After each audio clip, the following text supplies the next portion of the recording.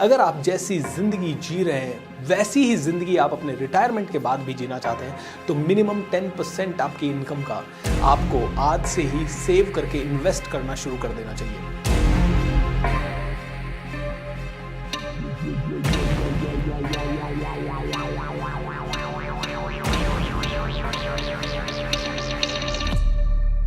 कुछ सवाल होते हैं हमारे कि हमारा घर कितना बड़ा होना चाहिए या कितना महंगा होना चाहिए, हमें कैसी कार खरीदनी चाहिए या कार पे कितना खर्चा करना चाहिए। इस तरह के बहुत ही बेसिक सवाल हैं जिनका कि उत्तर आपको इस वीडियो में मिलेगा।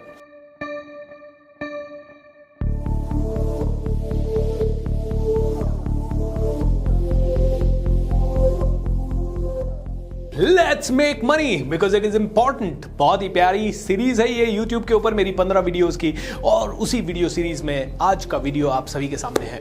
दोस्तों आज का वीडियो आप में से हर किसी को एक अलग दिशा देगा, क्योंकि कुछ सवाल होते हैं हमारे कि हमारा घर कितना बड़ा होना चाहिए या कितना महंगा होना चाहिए, हमें कैसी कार खरीदनी चाहिए या कार पे कितना खर्चा करना चाहिए। इस तरह के बहुत ही बेसिक सवाल हैं जिनका कि उत्तर आपको इस वीडियो में मिलेगा। खैर आगे बढ़ने से पहले दोस्तों ये वीडियो सीरीज आपको कैसी लग रही है नीचे कमेंट बॉक्स में डाल के जरूर बता दीजिए, और अगर इसी सीरीज में आपको कोई नया वीडियो चाहिए या कोई और सवाल है तो वो भी वीडियो के नीचे जरूर डाल दीजिए।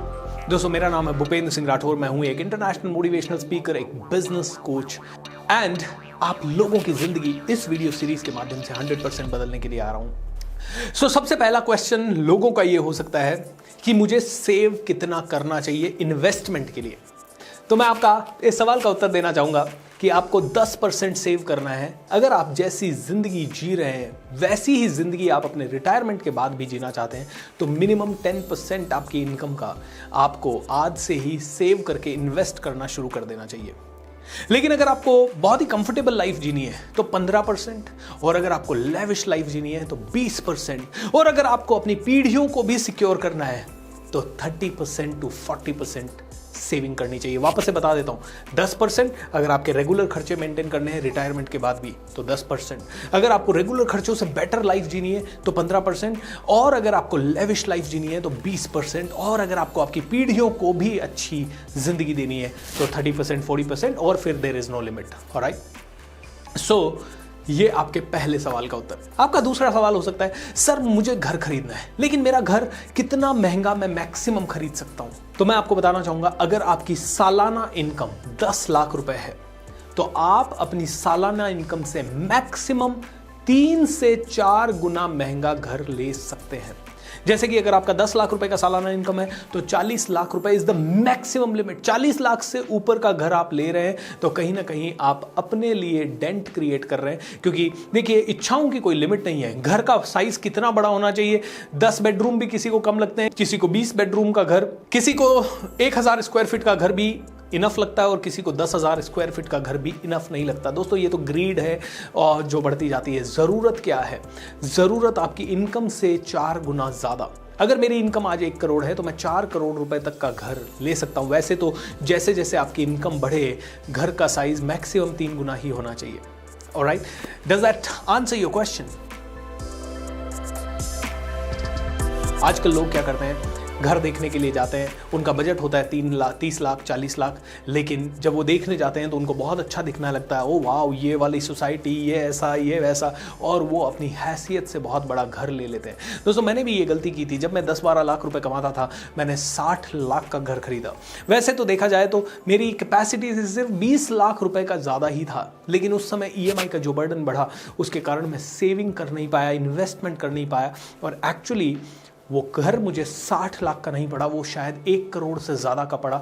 क्योंकि अगर मैं उस समय पे इन्वेस्ट करता तो वो जो 20 लाख रुपए मैं इन्वेस्ट करता उसका आज 10 साल बाद 40 लाख या 50 लाख या 60 लाख रुपए का वर्थ होता। Am I right? सो दोस्तों ये बहुत इंपॉर्टेंट चीज़ है जो कि हमें देखनी है। प्रॉब्लम ये है कि लोग कैलकुलेट नहीं करते, प्रॉब्लम ये है कि लोग सोचते नहीं है। अब बात आती है सबसे फेवरेट चीज़ की, जो कि हर एक बच्चे की जुबान पे होती है और हर एक फैमिली की ख्वाहिश होती है,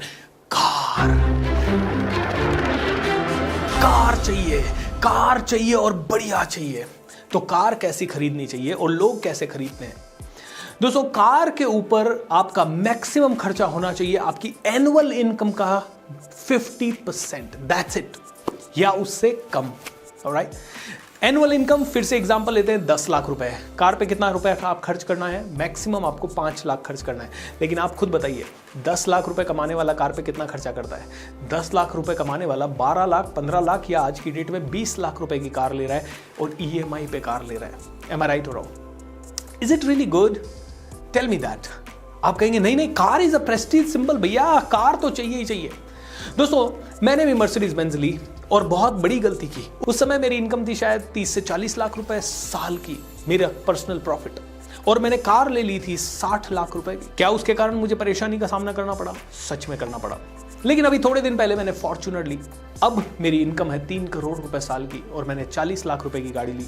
can I afford it now? Yes I can. तो कार नई ले या पुरानी ले, ये इस कैलकुलेशन के ऊपर डिपेंड करता है कि अगर आपका 10 लाख रुपए का इनकम है तो 5 लाख रुपए की आप खर्च करो। अगर आपको 20 लाख रुपए वाली कार चाहिए तो 8 साल चली हुई लो ताकि वो 5 लाख रुपए में आपको मिल जाए। Is that clear? दोस्तों बहुत क्लियर कैलकुलेशन है, क्योंकि कार एक डेप्रिशिएटिंग एसेट है। घर तो आपने लिया वो फिर भी अप्रिशिएटिंग एसेट है, लेकिन कार एक डेप्रिशिएटिंग एसेट है। ओके आज आपने 10 लाख की कार ली, आज आपने बिलिंग अपने नाम से करा लिया, कल आप बेचने जाओ कम से कम 50,000 या 1 लाख या 2 लाख रुपए कम में बिकेगी कल का कल। इतनी फास्ट डेप्रिशिएट होती है। अगर आप नई कार ले रहे हैं तो आपको एक और काम करना है। क्या करना है? नई कार ले रहे हैं तो डिसीजन करके लो कि कम से कम 10 साल इसे चलाओगे। अगर आपने नई कार ले ली और 5 साल में आप बेचने वाले हो तो आपको बहुत बड़ा लॉस होने वाला है।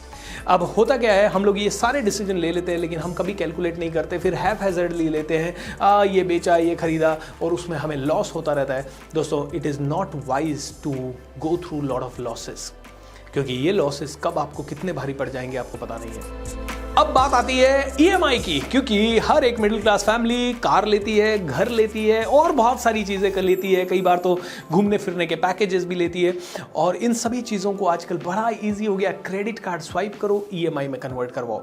तो आपकी EMI कितनी होनी चाहिए? तो EMI आपकी होनी चाहिए आपकी टोटल मंथली इनकम की मैक्सिमम 27 to 28%। 28% से ज़्यादा अगर आपकी EMI जा रही है तो you are in a danger zone. अगर 35% से ज़्यादा जा रही है, अगर 35% से ज़्यादा आपकी EMI है तो आप बहुत ज़्यादा मुसीबत में आ सकते हैं। और आपको पता है उससे ज़्यादा है तो then anything can happen to you and your family. दोस्तों इसका मतलब यह है कि अगर आप 1 लाख रुपए महीना कमा रहे हैं तो मैक्सिमम 27-28 हज़ार आपके EMI में जाने चाहिए। क्यों? क्योंकि मान लीजिए आप 1 लाख रुपए महीना कमा रहे हैं, 10,000 तो आपका इनकम टैक्स में चला गया, 10 क्या ज़्यादा चला जाएगा शायद। 10,000 आपका इनकम टैक्स में चला गया, आपके पास इफेक्टिव जो पैसा आ रहा है वो 90,000 रुपए आ रहा है। उसमें भी आपका घर परिवार को चलाने का राशन पानी खर्चा, रहना, लिविंग स्टैंडर्ड ये मिनिमम 50,000 रुपए का होगा। क्योंकि अगर 2 बच्चे, 1 वाइफ और बच्चे आज की डेट में अच्छी स्कूल में पढ़ रहे हैं और घर का मेंटेनेंस है या घर का रेंट है या घर लेने के लिए जो EMI भर रहे हैं उसका इंटरेस्ट है, वो सारी चीज़ें अगर आप मिलाएं तो 40-50 हज़ार रुपए तो एक मिडिल क्लास फैमिली का चला जाता है। एंड उसके अलावा फिर कुछ कैपिटल इन्वेस्टमेंट होते हैं, जैसे घर खरीदना है, कार खरीदना है, उनके डाउन पेमेंट वगैरह, या शादियां हैं या बर्थडे पार्टीज है, या घूमना फिरना है। इन सभी को अगर आप मिलाएं तो 70-75 हज़ार का खर्चा हो जाता है। तो वैसे देखा जाए तो 70 हज़ार का खर्चा और 10,000 इनकम टैक्स, तो आपके पास सिर्फ 20,000 रुपए बचे EMIs देने के लिए। वेल फिर भी मानता हूं कि आप थोड़ा एक स्मार्ट फैमिली हैं, ज़्यादा खर्चा नहीं करते। 40,000 रुपए में आप घर का काम चला लेते हैं, 10,000 आपका इनकम टैक्स का है, 50,000 आपका गया, 28,000 आपकी EMIs में घर, कार और बाकी की EMIs में चला गया। 20 से 22,000 रुपए आपके पास बच रहा है आपके इन्वेस्टमेंट्स के लिए, फ्यूचर की सिक्योरिटी के लिए। क्योंकि देखिए आज की डेट में आपको कोई और हेल्प नहीं करेगा आपके अलावा। मान लीजिए आप एक 40 साल के युवक हैं और आपके 2 छोटे छोटे बच्चे हैं जिनकी एज है 8 साल और 10 साल। आपको पता है 15 साल बाद आपको पैसा चाहिए होगा इन बच्चों के एजुकेशन के लिए, इनकी शादी के लिए, और भगवान ना करे आपको आज कुछ हो जाए। क्या 20% भी आपके पास इन्वेस्टमेंट के लिए नहीं बचना चाहिए? बचना चाहिए। मिनिमम 20% आपका इन्वेस्टमेंट होना चाहिए। Very very important, very important. Pay attention to this. अब बात आती है और क्या करें। तो दोस्तों सबको सिक्योर करें। मेडिक्लेम, टर्म इंश्योरेंस, 2 तो आप में से हर किसी के पास चाहिए। और भी इंश्योरेंस के काफ़ी सारे प्लान्स हैं। अगर आप किसी अच्छे LIC एडवाइजर से पूछेंगे तो वो बताएंगे आपको क्या क्या प्लान्स होते हैं। हर चीज़ को इंश्योर करें। आई नो इंश्योरेंस का प्रीमियम बहुत ज़्यादा चला जाता है और ये बहुत बड़ा खर्चा हो जाता है, लेकिन देखिए कार का इंश्योरेंस क्या ज़रूरी है? अगर आप रोड पे कार चला रहे हैं, बिना इंश्योरेंस के आरटीओ ने पकड़ लिया, आपको बहुत सारा पैसा देना पड़ सकता है। कल कार का एक्सीडेंट हो गया, आपको बहुत सारा पैसा देना पड़ सकता है। अभी थोड़े दिन पहले मेरी मर्सिडीज बेंज का एक्सीडेंट हुआ, ऑलराइट, 10 लाख रुपए का बिल बना, 10 लाख रुपए का बिल बना दोस्तों। अगर वो इंश्योर नहीं होती, अगर मैं हर साल 75,000 रुपए उसके इंश्योरेंस का नहीं देता, तो 10 का 10 लाख मुझे जेब से देना पड़ता, एंड 10 साल का जो इंश्योरेंस का खर्चा है वो एक बार में मुझे भरना पड़ता। और मेरी कार का 3 बार छोटा मोटा मिला के एक्सीडेंट हो चुका है। सो जब कार का इंश्योरेंस हम लोग देते हैं, भले वो एक्सीडेंट हो या ना हो, तो क्या आपकी जिंदगी और आपके बच्चों की जिंदगी आपकी कार से कम इंपॉर्टेंट है? नो, आपकी और आपके बच्चों की जिंदगी आपकी कार की इंश्योरेंस से ज़्यादा इंपॉर्टेंट है। इसीलिए अपनी पूरी फैमिली को सिक्योर करें। मिनिमम आपकी इनकम का 10 टाइम्स आपका इंश्योरेंस होना चाहिए। अगर आपकी साल की इनकम है 12 लाख रुपए, तो आपका मिनिमम इंश्योरेंस कवर होना चाहिए 1.2 करोड़। सो दोस्तों, ये छोटी छोटी चीजें हैं जो कि इन्वेस्टमेंट के बारे में आपको ध्यान रखनी है। और इसमें भी सबसे इंपॉर्टेंट एक और चीज है, वो ये है कि इमरजेंसी फंड हमेशा बना के रखें। और इमरजेंसी फंड की एक खास बात होती है, इसको टच नहीं करना है कभी भी, चाहे कितनी भी बड़ी मुसीबत आ जाए। एंड दूसरी चीज़ इसकी खास बात होती है, इसको जब चाहे तब आप लिक्विड करवा सके, जब चाहे तब पैसा आपके हाथ में आ सके। इमरजेंसी फंड हमेशा क्रिएट कीजिए। ये ज़्यादा बड़ा फंड होने की ज़रूरत नहीं है, लेकिन आपकी पूरी इनकम का कम से कम 5% से 10% तो ये फंड होना चाहिए। अगर आपकी शुरुआत में इनकम कम है तो ये फंड का परसेंटेज ज़्यादा हो सकता है, और अगर आपकी इनकम बहुत ज़्यादा है तो ये फंड हो सकता है थोड़ा कम हो। अगर आप 1000 करोड़ की कंपनी चला रहे हैं तो 50 करोड़ का ये फंड चल सकता है 5% में कम। लेकिन अगर आप 12 लाख रुपए साल का कमा रहे हैं तो ये फंड आपके पास कम से कम 1.5 से 2 लाख का। It is very important. क्यों ऐसा, क्यों उल्टा क्यों, इसका समझिए। जब आप 1000 करोड़ की कंपनी चला रहे हैं तो आपको बुरे वक्त में बैंक सपोर्ट करते हैं, लेंडर सपोर्ट करते हैं, कई सारे लोग सपोर्ट करते हैं। लेकिन जब आप एक इंडिविजुअल हैं, आपको बुरे वक्त में बहुत सारे लोग सपोर्ट नहीं कर पाएंगे। इसीलिए जब आप कम कमा रहे हैं तो ये इमरजेंसी फंड ज़्यादा होना चाहिए। खैर दोस्तों, इन्वेस्टमेंट के बारे में और अपने मनी के बारे में ये छोटी छोटी चीज़ों का ध्यान रखें, और ये छोटी छोटी चीज़ें आपको बहुत ज़्यादा हेल्प कर सकती है। अगर आपको डिटेल में पूरा फाइनेंस के बारे में, मनी के बारे में जानना है, माइंडसेट को चेंज करना है, तो हमारा किक स्टार्ट मिलियनेयर प्रोग्राम आप कभी भी खरीद सकते हैं। मेरी टीम को फ़ोन कीजिए और किक स्टार्ट मिलियनेयर प्रोग्राम खरीदिए।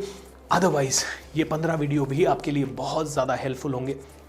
और दोस्तों, अगली चीज़ मैं आप लोगों को बताना चाहूँगा कि magic of thinking rich season 4 आ रहा है 15 अगस्त से लेकर 4 सितंबर तक, दुनिया का सबसे बड़ा मोटिवेशन और प्रीमियम कंटेंट के साथ। एंड दोस्तों, इस बार का मैजिक ऑफ थिंकिंग रिच अद्भुत है, क्योंकि 1 करोड़ जिंदगियां इससे प्रभावित होगी। आप खुद देखेंगे, आप खुद विटनेस बनेंगे कि लोगों के health, wealth, happiness, relationship, business से रिलेटेड कई सारे प्रॉब्लम्स के सोल्यूशन उस फ्री वर्कशॉप में होंगे। And let me tell you, कोई सेल्स नहीं होगा, किसी तरह का कोई प्रमोशन नहीं होगा, और आनंद कुमार जैसे पर्सनालिटीज से आपको मिलने का मौका मिलेगा। सुपर 30 के फाउंडर आनंद कुमार सर, जिनका रोल ऋतिक रोशन ने किया था मूवी के अंदर, वो भी इस शो का हिस्सा है। सो आप में से हर एक आदमी इस शो के साथ ज़रूर जुड़े, एंड अपने दोस्तों को बताएं, अपने परिवार वालों को बताएं, क्योंकि अब बड़ा सोचेगा Bharat. So are you ready to make money? If yes, let's make money everyone, क्योंकि इट इज़ वेरी इंपॉर्टेंट।